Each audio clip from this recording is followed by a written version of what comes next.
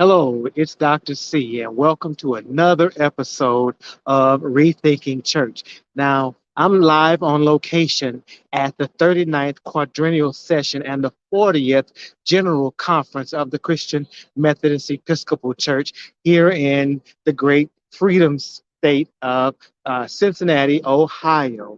And for those of you that are just joining us for the first time, want to welcome you to our community and understand that the purpose of these conversations, these Christian education talks, are to create a safe space for members of the Christian education community to learn and grow together. And so today, our topic is going to be action planning.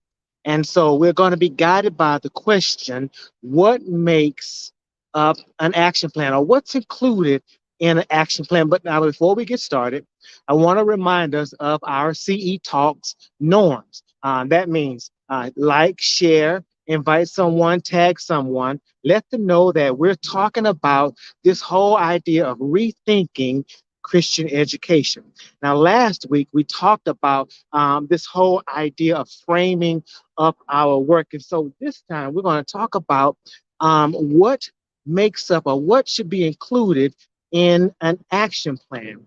And so weeks ago, we discussed um, how we were supposed to assess the new needs of our ministry. And by new, I mean the fact that as a result of this pandemonia in the world today, that members of our congregations and our communities have new needs. They have some things that they didn't have to deal with prior to COVID-19. But as a result, we encouraged members who were watching to assess the new needs of their congregation, asking those tough questions. What is it that you need from ministry to be a disciple, to be a disciple maker? What things are in life that are being obstacles from you being your best self as a disciple? And as a result of you doing that needs assessment, asking those tough questions, we determined that you got to have some smart goals and objectives. And by that, we mean that the goals and objectives have to be specific to the needs. They have to be measurable, something that you can actually count. They have to be attainable, meaning it's something that you can actually do. Your congregation can actually do, even if it's with some help. Is it attainable? Then it has to be relevant to disciple maker, relevant to the needs of your ministry, and then it has to be timely, meaning that it has to start at a certain time and it has to be done by a certain time so that you can measure its effectiveness. And then, so as a result of assessing the needs of your congregation and your community, after after creating smart goals and objectives, now you're ready to start uh, action planning, meaning putting something in place. You know, a lot of times we can be guilty of talking about a thing, but we never get around to actually making that thing happen. And so we're at a point now where we're ready to create make some action, make some things happen to get us a little closer to meeting the needs of our congregation. So today I just want to share with you six quick components of an action plan. Now, this is the simple version. And again, if you want to know more, we can always go out to drseymour.com and set up a time where we could either talk or you can even invite me to your congregation to have this very same conversation. But let's take a look at what makes up an action plan. Six things. I mean, our guiding question, or the question that should be in your head right now, is what are the components of an action plan? And so the first of the six, number one, are activities. And activities tell those things or events that need to happen in order to achieve your goals. So the first thing are the actions, or the activities. The action plan has activities, things that have to be done in order to make the plan, to meet the objectives, to achieve the goals. It's number two. After you have identified activities or actions that have to take place, there's the responsibility. Every action or activity has to be someone's responsibility. Let me say that again. Every action, in order for you to achieve the goal, to meet the objective, every action activity that you have listed, someone's got to be responsible for it. And so that responsible person is the specific person or group of people that's responsible for making that action happen. Number three, resources needed. Listen, I've always joked about the fact that while salvation is free, ministry costs. And so, in order to make sure that these actions or these activities happen, in order for the individuals responsible, they have got to have resources. They have to have physical resources, meaning materials, paper, pens, chairs, a space.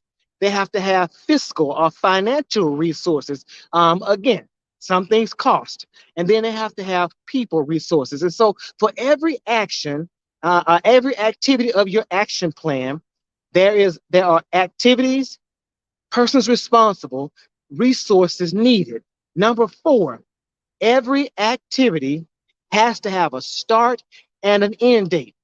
Every activity listed in order to make that objective, meet that objective, has to have a start and end date. And get this, the start and end date has to happen before the end of the objective that you've addressed. And we'll talk about that a little later. If not, you can go back and refer to last week's session where we talked about writing an objective. And so you have to have a start and end date. And let me remind you that the start and end date includes planning the activity.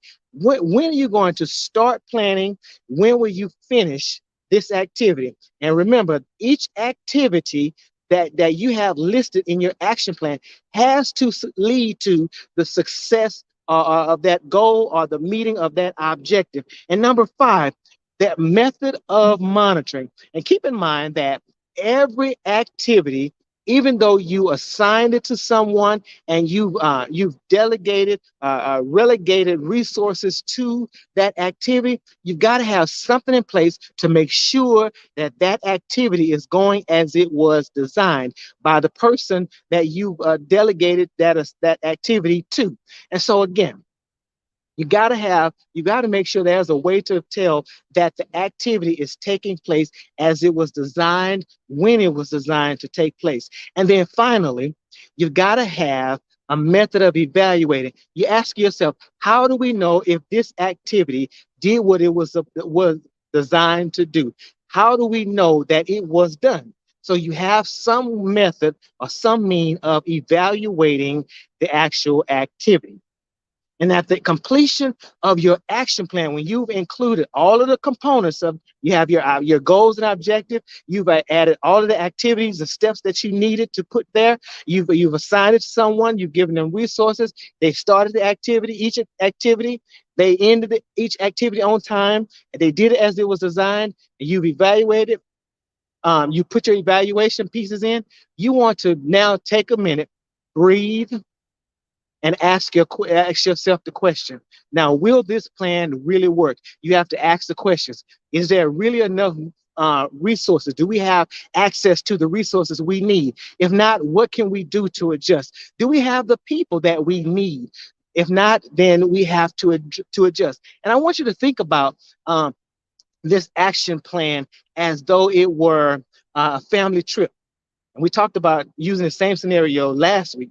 If the family's going on a trip, we made a decision that our goal is to go to South Florida for a vacation.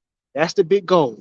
Then the objective is to set a date and who's going. So by July 31, the whole family will go to South Florida for vacation. Well, you have to have some things that have to be done in order to make sure that you get to South Florida for vacation by the end of July. So there are several steps. And then you have to make sure that someone is responsible for making the arrangements. Someone's got to be responsible for reserving the hotel rooms. Someone's got to be responsible for making sure the car is ready or that you have reserved your parking space at the airport. Someone has to be responsible for everything that's required to make this trip successful. We got to make sure that the resources are there. Do we have money in place to buy tickets? Do we have money in place for food and other per diems while we're on vacation? You got to make sure that the tickets are purchased before you buy the airline or vice versa. But you have to make sure that in order for you to go to South Florida by the end of July, all of these steps have got to be done. And they've got to be done. And how do you check? How do you know that they've been done? Someone is saying, where are the plane tickets? That's evidence that that activity was done. What's the confirmation number at the hotel? That's evidence that that activity has been done. Can you see how all of those activities lead to a successful vacation? Well, that's the same with an action plan. When we are designing a plan that's going to meet the new needs of our members, our congregation, our community, we've got to have those steps that are based on the objective. Once those steps are in place, you want to make sure that it makes sense. Did we plan too big for the vacation? Do we need to alter our plan and think of another place to go during the same time? Or do we stick to the plan of going to South Florida just at a different time? We have to make sure that our plan is reasonable. And so let's recap. In order to achieve the goals and objectives to meet the new needs of our congregation as a result of the pandemonium, so that they can be vibrant and productive disciples and disciple makers, we've got to write an action plan based on the idea of meeting those needs. An action plan should identify and list every activity, every person that's responsible for activities, the resources that are needed to make sure every activity can take place, a way of monitoring or telling if the activity is going on, and then a way to tell a way to evaluate to tell if the activity has actually been taken care of. Here's your homework. And so I want you to go to drseymour.com. And when you get to drseymour.com, just over my head, over my right shoulder, there are two little white lines. Click on those white lines and go to resources. And if you go to resources, one of those links is going to take you to action plan. Action plans. Go to action plans. Click on action plans, and it's going to take you to a practice worksheet. And there I've given you a goal and an objective. And I want you to practice writing an action plan. And trust me, it's a free document. You can print it, use it with your congregation, with your team. But I've given you a sample goal and a sample objective. You're going to go in and determine what activities do we need to have in place to accomplish the goal that I've given you. Who are the responsible persons? What resources might they need? When will they start and end? How will we monitor this activity? How will we evaluate this activity? Again, I am so excited that we get to do this together, that we get to learn together. And as always, if there's any way I can help you, gosh, just reach out to me, drseymour.com. Drop me a line and I will respond. In the meantime, tag someone, share this conversation with others, with your pastor, with your director of Christian education.